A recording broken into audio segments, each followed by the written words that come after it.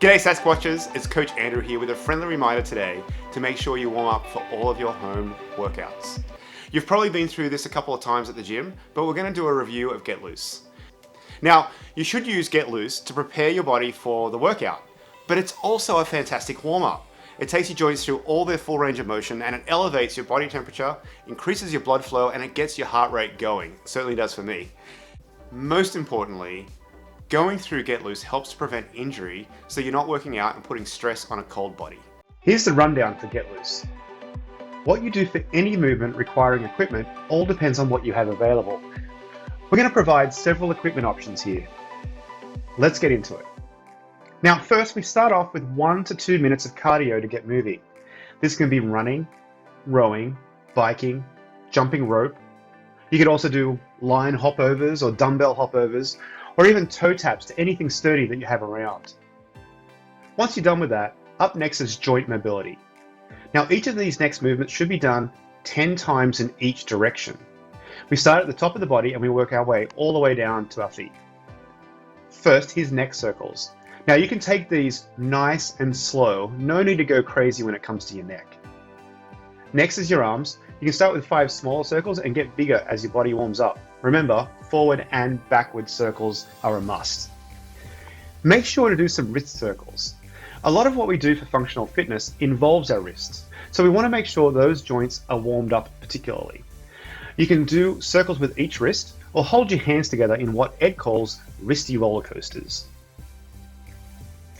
While hip circles may seem a bit awkward, they are super important. Your body's going to thank you so much for warming up your hips if the workout has any kind of hinging or squatting.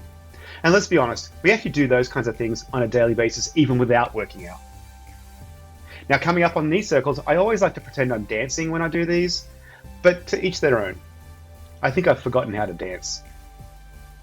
Lastly, for our joint circles, we want to do ankle circles. Do 10 circles for each ankle in each direction. I bet this feels a little weird in one direction. In the next section, we have some PVC pipe work, starting with a PVC good morning.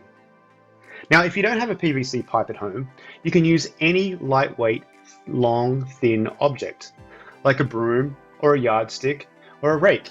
Just be careful of the ends. You don't poke someone's eye out with them. You can also do a banded good morning, or you can do good mornings with no equipment at all. But for those options, just make sure you're hinging at the hips and feeling the stretch in the hamstrings. A lot of us, including me, don't have to go too far back to feel that stretch. Just make sure you're working within your range of motion. The PVC shoulder pass-through helps to continue to warm up the shoulders. You can do this with a PVC pipe or any other lightweight, long, thin object, just like before. You can also use a band for these, and if you don't have any of those things, use a towel. I'm sure you have one of those lying around. As your shoulders warm up, you can move your hands closer and closer together to get a better stretch. The windmill can be done with a PVC pipe or a pipe substitute, or you can do it with no equipment at all. Now, if you don't have the mobility to touch the ground, like me, don't worry. This is all about working within your ability and range of motion for the warm-up. Have you noticed the theme yet? Range of motion. It's all about what you can do today to get your body ready. You know it best. Now, leg swings are pretty self-explanatory, right? You can do those using a PVC pipe or a bookshelf or a wall for balance even. The RX Plus version really tests your balance and doesn't use any equipment at all. We'll now move into more dynamic floor work that will really get the body moving. For scorpions, you'll be lying face down. Feel free to use a yoga mat or a towel if you're going to be on a concrete or hardwood floor. As you get better at scorpions, try to get your heel on the ground for a great stretch. Now flip over for floor wipers. With your arms out straight on the floor, the goal is to be able to touch your foot to your opposite hand. Floor wipers and scorpions are our favorite movement at Get Loose because they always crack our backs. And we get to lie down. Up next are glute bridges. Make sure you're squeezing your butt at the top, and you should feel your hamstrings working too.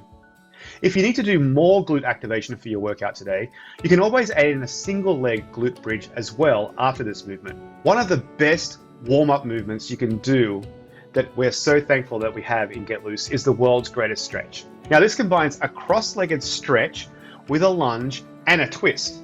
It really does work the whole body. When you're in the lunge, the goal is to get your elbow to the arch of your foot before twisting. I can't quite make it there, but that's okay because guess what? That's what my range of motion allows me to do. You can also do a knee hug before going to the lunge. You can choose whichever version feels good to you.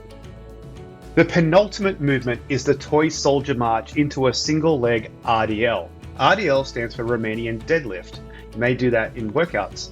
But in this case, what we're trying to do is improve your balance while still stretching some of those muscles and joints. When you do the RDL, try to keep your back flat and go as far as, guess what, your range of motion will allow. You don't have to touch the ground. Just get a good hamstring stretch.